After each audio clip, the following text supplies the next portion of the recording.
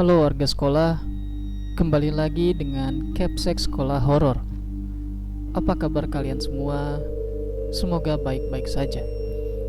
Di episode Sekolah Horor kali ini menceritakan tentang teman kecil, bagian ke-1. Cerita ini bersumber dari akun Twitter @rianftdnt. Selamat mendengarkan. Sebuah cerita dari seorang sahabat tentang pengalaman horornya. Namaku, kurasa aku tidak dapat menyebutkannya. Sekarang usiaku genap 22 tahun. Aku memiliki seorang teman wanita sedari kecil, dan dia yang membuat aku dicap sebagai seseorang yang aneh. Karena katanya aku sering berbicara sendiri. Sampai akhirnya aku menyadari ketika aku semakin beranjak dewasa. Akan tetapi temanku itu masih tetap kecil, dan dia masih sering mengunjungiku hingga saat ini. Namanya Mahda Elinora. Matanya biru, kulitnya kuning langsat, rambutnya coklat muda. Aku berteman dengan Mahda saat usiaku masih 5 tahun. Saat aku dan kedua orang tuaku tinggal di sebuah kota di Surabaya. Aku dan Mahda sering menghabiskan waktu bersama di sebuah taman di halaman belakang rumahku. Mahda sangat suka sekali bernyanyi. Saat bernyanyi, ia biasanya berputar-putar dan berlari seraya memainkan gaunnya. Aku sempat bertanya kepadanya tentang di mana keberadaan orang tuanya.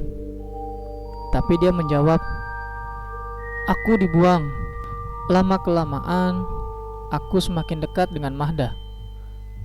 Pernah suatu ketika, aku hendak memperkenalkannya kepada ibuku, tapi Mahda kemudian menghilang.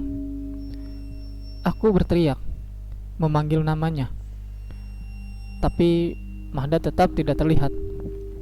"Kamu cari siapa? Tadi kamu ngobrol sama siapa?" tanya ibuku. "Aku mencari temanku, Bu. Mahda namanya," jawabku. "Aneh kamu ini. Mana ada teman? Kamu kan di sini dari tadi sendirian. Sudah, sana mandi." Saat aku hendak masuk ke rumah, aku pun melihat lagi ke belakang. Dan ya, Mahda berada di belakangku seraya tersenyum. Giginya putih dan satu di tengah ompong. "Kamu tadi kemana?" tanyaku. Tapi tiba-tiba saat itu ibuku memanggil. "Ayo mandi," katanya. Saat aku hendak memperkenalkan Mahda, "Ini Bu, temanku, namanya Mahda." Tapi lagi-lagi Mahda tidak terdeteksi oleh penglihatan. "Mana? Sudah, sana mandi. Jangan banyak alasan." Aku yang saat itu masih kelas 1 SD belum begitu percaya dengan hal-hal yang berbau mistis. Karena memang pada kenyataannya aku bisa merasakan keadaannya. Aku pun sering berbincang bersamanya. Dan bahkan aku dan Mahda sering keliling komplek bersama. Dan aku yakin dia nyata. Tapi hari demi hari saat aku bersamanya, aku semakin merasakan hal yang aneh. Perasaan aneh itu terjadi ketika aku sadar bahwa gaun yang dipakai Mahda adalah gaun itu-itu saja. Alias, Mahda tidak pernah berganti pakaian. Aku pun berkata, "Kamu mau pakai baju aku tidak?" Tapi dia menggeleng, menolak tawaran dariku. Katanya, aku tidak bisa memakai gaun manusia. Aku terkejut, tapi kurasa saat itu Mahda hanya bercanda. Mana mungkin dia bisa berbicara, bahkan memahami yang aku ucapkan. Ah, kamu jangan bercanda. Mau ya pakai bajuku? Kataku kemudian. Mahda pun berkata dengan gaya bicaranya yang seperti bule itu, aku tidak bercanda. Aku bukan manusia seperti kamu. Kemudian hari demi hari terus berganti, hingga pada akhirnya aku lulus SD. Dan Mahda masih seperti anak berusia 5 tahun, persis seperti pertama kali kita bertemu. Mahda pun sempat bicara, aku ini hantu. Kau tidak percaya? Katanya. Hingga kemudian aku percaya bahwa Mahda adalah seseorang yang bisa kulihat tapi tidak oleh orang lain.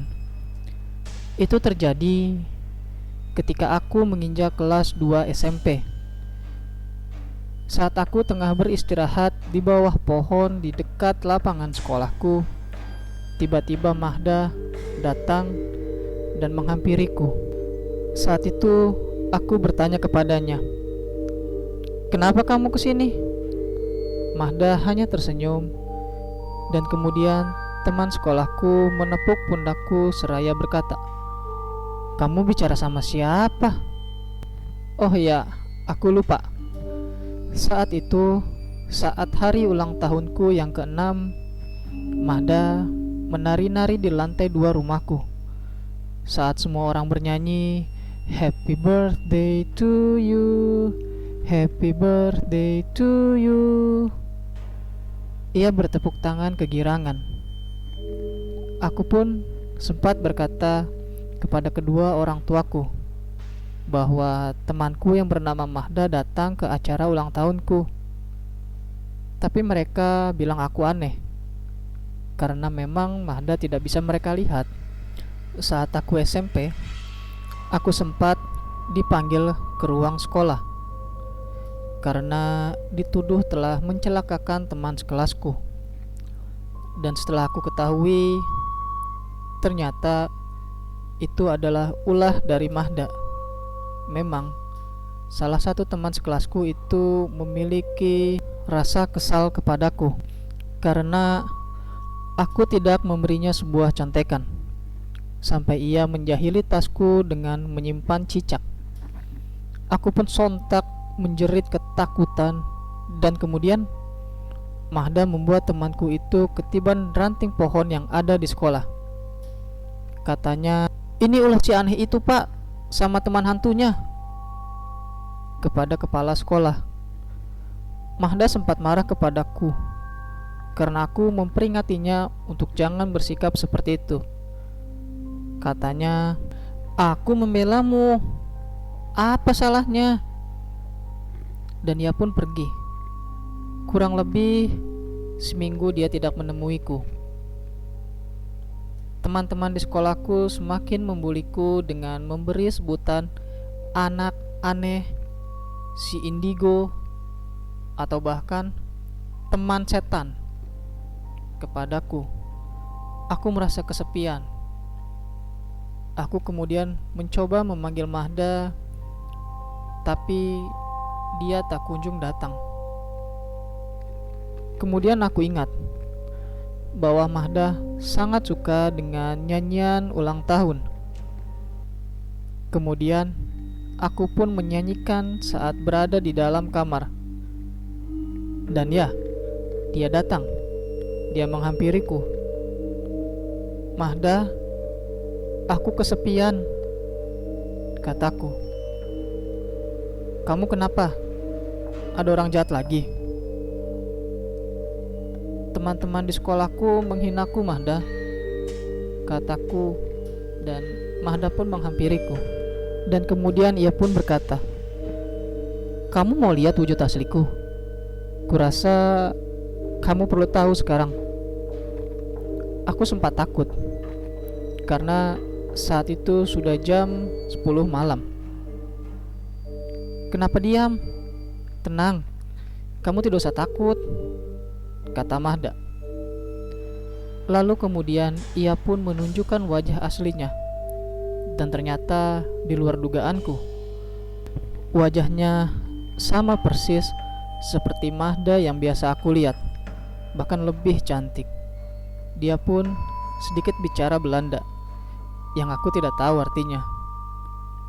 Tapi katanya, "Itu ucapan, jangan bersedih lagi. Aku tahu kamu kuat." Kemudian malam itu Mahda bercerita tentang keluarganya dan bagaimana hari-hari yang ia lalui semenjak ia hidup.